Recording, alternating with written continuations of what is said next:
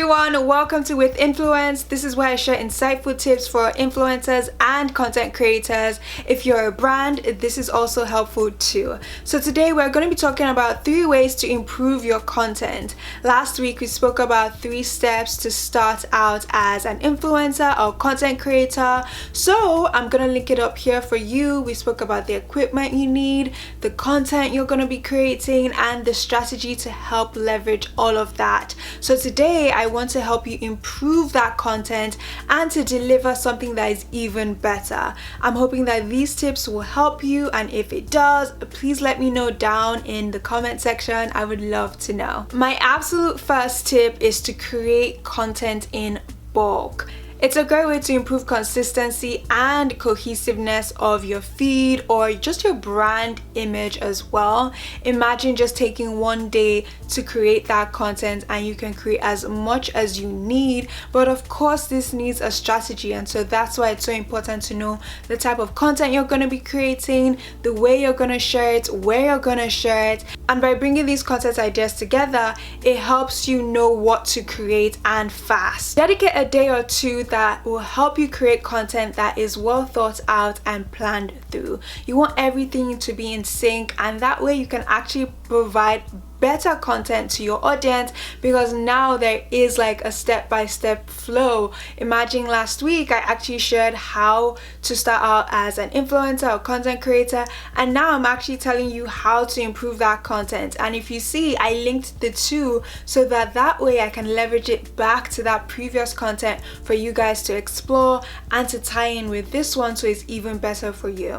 My personal tip is I actually create content in a way where I create enough that lasts me for about 2 weeks more or less, so that way if I spend like last week creating that content, I can spend these weeks and these days just editing and putting it all together. And it's really been helpful with that stress overload. You know, when you're dealing with a lot of content ideas and brand partnerships, it can be very overwhelming, but having that special day where I've created that content has actually helped me a lot more, and I can be a lot more consistent with posting and stick to my schedule. Focus on creating helpful content. The idea behind this is thinking of ways you can actually provide helpful, inspiring, supportive content to your audience, and that is a great way to leverage that connection with them and to provide engaging content that they can actually be like, oh wow, I actually needed this, or wow, this was super helpful.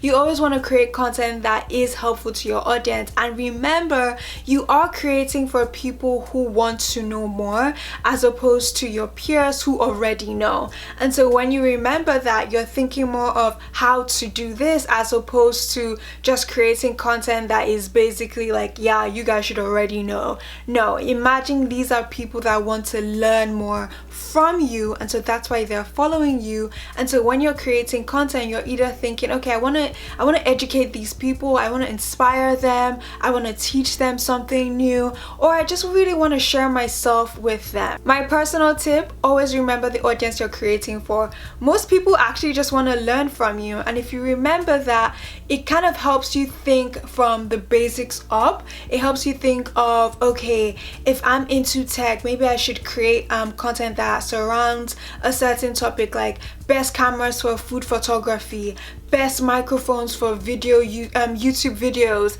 and those are sort of things you're creating because the people that you want this to relate to are people that are mostly clueless or kind of are thinking, hey, I actually want to upgrade my camera for my food Instagram, what do I need out there? And so they follow you and you provide that information, and it's boom, you've provided something that is helpful, and now they see you as a helpful person. Now they see you as someone that is quality, and they will keep following you and they will keep staying tuned because you're providing them what they need. Simplicity helps. We are in a day and age where there's so much content, different platforms, and everyone is just trying to find helpful, useful information for them. Now they want it in bite size, and so by simplicity, just getting straight to the point, showing your personality here and there, it is really a great way to connect. When you think of TikTok, that's why TikTok is so successful now,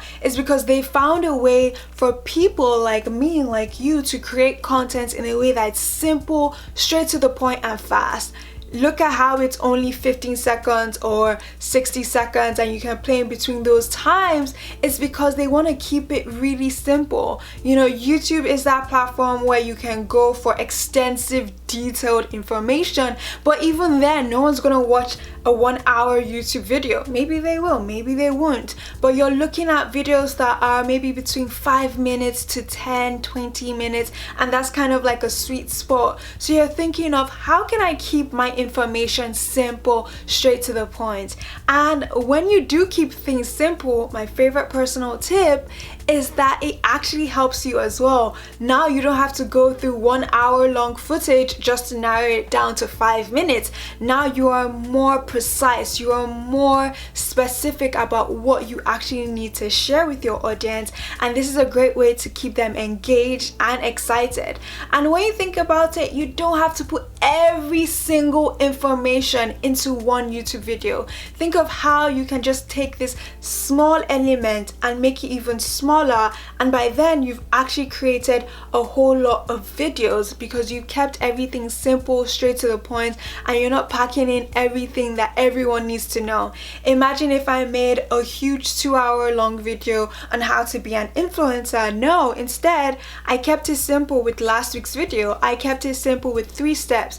These are the ways you can actually start out as being an influencer, and from that video I can draw out more content ideas, and by that I'm keeping you guys engaged. I'm delivering content that is digestible, small, and easy to consume. Keep your content really simple and straight to the point. Depending on the platform you are on, some, you know, you can actually leverage. One thing that's great about YouTube is by keeping everything small and simple, you can always link back. I can tell you, hey, there's this card over here. Oh wait, is it over here? There's this card over here. You can check it out, you can click on it, and that way it will go further into what I was just talking about. It's a great way for you to leverage your different content. You can create a website, and that way you can, you know, blog about everything and share different links that kind of ties everything together. But you always want to think about how you can keep that one piece of content simple and straight to the point. Remember, the more engaged your audience is, the better your content will perform. By keeping these 3 ways in mind, you actually improve your content, because then you can be more cohesive, more consistent, and you can deliver quality content each time. I hope these 3 ways are really helpful. If they are, do comment down below, and check us out on Instagram at WHIT INFLUENCE. I do share my own personal tips and insights, as well as helpful tips from others in the industry. So I'll catch you in my next video. Make sure to check out last week's video and our previous videos, and I'll see you guys really soon. Bye.